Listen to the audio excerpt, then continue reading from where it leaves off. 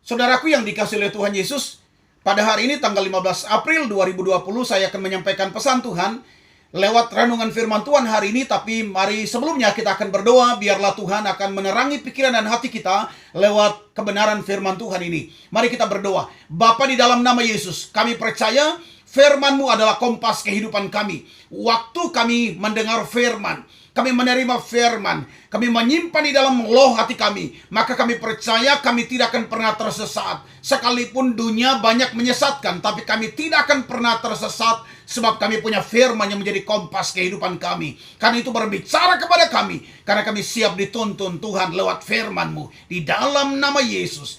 Haleluya. Amin. Baik Bapak Ibu Saudara-saudara yang dikasihi oleh Tuhan, pesan Tuhan hari ini saya beri judul Keadaan Manusia di Akhir Zaman. Dalam pembacaan firman Tuhan hari ini saya ambil dari kitab Lukas pasal 17 ayat 26 sampai ayatnya yang ke-37.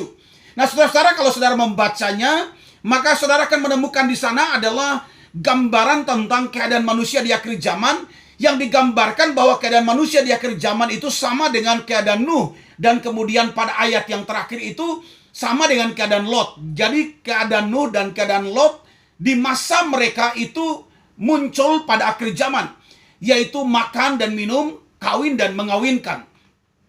Nah, saudara-saudara yang dikasihi oleh Tuhan, mari kita melihat keadaan akhir zaman seperti apa. Seperti pada zaman Nuh dan pada zaman Lot itu seperti apa. Yang pertama, kawin dan mengawinkan. Dan yang dimaksud oleh firman Tuhan kawin dan mengawinkan itu bukan sekedar kawin laki-laki dan perempuan, tapi perkawinan sesama jenis, perkawinan yang tidak normal. Perempuan dengan perempuan, laki-laki dengan laki-laki, yang kita kenal dengan lesbian dan homoseks. Dan itu terjadi pada zaman Nuh, terjadi pada zaman Lot, dan juga terjadi pada zaman kita sekarang, saudara-saudara. Perkawinan yang tidak normal. Pemuda umur 16 tahun, saudara pernah dengar, bisa menikah dengan nenek 71 tahun. Ada seorang gadis yang usia 17 tahun, tapi menikah dengan kakek 70 tahun. Ini perkawinan yang tidak normal. Ada perkawinan di bawah umur. Ya, perkawinan seorang yang sudah usia tapi kemudian menikah dengan seorang wanita yang di bawah umur. Lalu kemudian fenomena ISIS dan kemudian teror bom di mana-mana, saudara-saudara. Dan saudara pernah dengar juga ada pasangan kumpul kebo. Dan kemudian di Eropa saya dengar, saudara-saudara, ada informasi ada satu daerah di mana itu daerah bebas telanjang. Ini realita, korupsi, dan kemudian yang benar disalahkan, yang salah dibenarkan. Dan inilah yang terjadi di kondisi akhir zaman. Seperti pada zaman Nuh dan seperti pada zaman Lot, demikianlah akan terjadi pada akhir zaman. Dan mari saya mengajak sekalian, mari kita refleksi sebentar. Kita merenungkan dan kita melihat sekeliling kita. Apakah apa yang saya sampaikan tadi terjadi pada masa kita? Tentu itu semua terjadi pada masa kita. Kita bisa berkata, ya benar. Itu artinya bahwa semua yang terjadi pada masa kita ini sudah dinubuatkan bahwa akan terjadi pada akhir zaman keadaan Nuh dan keadaan pada masa Lot. Nah, saudara-saudara yang dikasihi oleh Tuhan, lalu kemudian saya membaca, saya menggali kebenaran firman. Pertanyaannya, apa yang hilang? Kenapa kondisi ini muncul lagi? Kenapa kondisi keadaan yang memprihatinkan ini, dosa yang begitu luar biasa, ini muncul lagi di akhir zaman? Apa yang hilang? Ternyata saya menemukan, saudara-saudara, semua ini hilang karena takut akan Tuhan itu sudah hilang. Tidak ada lagi rasa takut akan Tuhan. Nah, saudara-saudara, mari saya menunjukkan kepada saudara definisi takut akan Tuhan. Satu, yang pertama, takut akan Tuhan adalah sikap hati yang menaruh Tuhan menjadi pengawas dan penolong hidup kita atau pengontrol hidup kita, meski kita mempunyai kehendak bebas. Saya ulangi sekali lagi. Definisi takut akan Tuhan. Takut akan Tuhan adalah sikap hati yang menaruh Tuhan menjadi pengawas dan pengontrol hidup kita, meski kita punya kehendak bebas. Yang kedua, menaruh Tuhan menjadi pemegang masa depan hidup kita, sehingga hidup kita hanya menaati perintah dan firman Tuhan, meski kita punya kehendak bebas. Yang ketiga, mempercayai Tuhan bahwa Dia selalu memiliki rancangan yang terbaik bagi kita, sehingga kita tidak ingin menyimpang dari jalannya. Nah, saudara-saudara yang dikasihi oleh Tuhan, saya akan tunjukkan kepada saudara dengan cepat, karena ini video singkat, sehingga saudara waktu menonton tidak makan banyak kuota. Nah, saudara-saudara, saya akan menunjukkan kepada saudara akibat seorang yang takut akan Tuhan.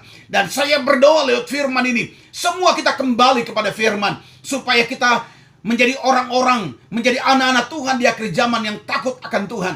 Nah, akibat seorang yang takut akan Tuhan, yang pertama, Mazmur 25 ayat 12. Tuhan akan menunjukkan jalannya yang harus dipilihnya. Amsal pasal 14 ayat 27. Takut akan Tuhan adalah sumber kehidupan, sehingga orang terhindar dari jerat. Nah, yang kedua, saudara-saudara, Mazmur 25 ayat 14. Tuhan bergaul karib dengan orang yang takut akan Dia. Nah, saudara-saudara, Tuhan itu bergaul karib dengan orang yang takut akan Dia. Mazmur 103 ayat 13. Disayang oleh Tuhan seperti bapa sayang kepada anaknya. Saudara-saudara, orang yang takut akan Tuhan memiliki keintiman dengan Tuhan. Tuhan memiliki keintiman dengan orang yang takut akan Tuhan. Yang ketiga, Mazmur 25 ayat 14. Perjanjiannya diberitahukan kepadanya, kepada orang yang takut akan Tuhan. Orang yang takut akan Tuhan akan menerima perjanjian seperti Abraham, Daud, dan lain-lain. Yang keempat, Mazmur 33 ayat 18. Mata Tuhan tertuju kepada orang yang takut akan Tuhan. Artinya kita diperhatikan. Di masa-masa ini Tuhan memperhatikan orang yang takut akan Tuhan. Bahkan Tuhan akan membawa kita, memperhatikan kita dengan standar VIP. Yang percaya katakan amin.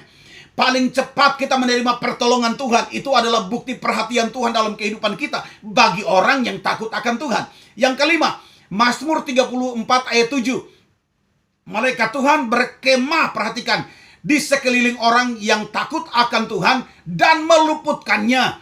Malaikat Tuhan berkemah di sekeliling orang yang takut akan Tuhan dan meluputkannya. Jadi saudara-saudara, artinya kita ada pengawalan standar VIP. Malaikat Tuhan akan menjaga dan mengawal kita. Kita dihindarkan dari segala kecelakaan dan malapetaka. Wow, luar biasa. Yang keenam, orang yang takut akan Tuhan, perhatikan. Yang keenam, Mazmur 34 ayat 11. Tidak akan berkekurangan, atau dalam kata lain berkelimpahan orang yang takut akan Tuhan. Mazmur 115 ayat 13. Diberkati orang yang takut akan Tuhan, dicukupi setiap keperluannya. Saudara-saudara, perhatikan, setiap proyek yang disuruh Tuhan, pasti Tuhan sediakan bagi kita. Oh, amazing saudara-saudara. Karena itu ini penting sekali di akhir zaman ini. Biarlah kita menjadi orang-orang yang takut akan Tuhan. Yang ketujuh, Amsal 10 ayat 27. Takut akan Tuhan itu memperpanjang umur. Tahun orang fasik diperpendek. Jadi kalau kita takut akan Tuhan, maka Tuhan akan membuat usia kita panjang. Dan dengarkan, kalau kita usia kita panjang, itu artinya tidak ada yang akan kena virus corona. Haleluya. Terjadilah dalam nama Yesus. Yang kedelapan, Amsal pasal 14 ayat 26. Ada ketentraman yang besar. Jadi orang yang takut akan Tuhan, hidupnya selalu tentram. Amin. Haleluya. Yang kesembilan, Amsal 22 ayat 4. Ganjaran kerendahan hati dan takut akan Tuhan adalah kekayaan, kehormatan, dan kehidupan. Jadi ganjaran bagi orang yang rendah hati dan takut akan Tuhan adalah kekayaan, kehormatan, dan kehidupan. Saya berdoa, sekalipun Alkitab menubuatkan bahwa di akhir zaman keadaan kondisi pada zaman Nuh dan zaman Lot akan terjadi, tapi saya berdoa sekalipun kita ada pada zaman yang situasinya sama, tapi kita akan muncul seperti Nuh. Kita akan muncul seperti Lot. Orang-orang yang begitu mengasihi Tuhan, yang takut akan Tuhan. Sehingga kita diluputkan Tuhan dari segala malapetaka. Doa saya menyertai saudara. Immanuel, Allah beserta kita. Tuhan Yesus memberkati kita sekalian. Amin. Mari kita berdoa. Di dalam nama Yesus, kebenaran firman-Mu terpati dalam loh hati kami. Dan kami akan menjadi pelaku firman. Ketika kami menjadi pelaku firman, maka kami akan terhindar dari segala malapetaka. Di dalam nama Yesus. Haleluya. Amin.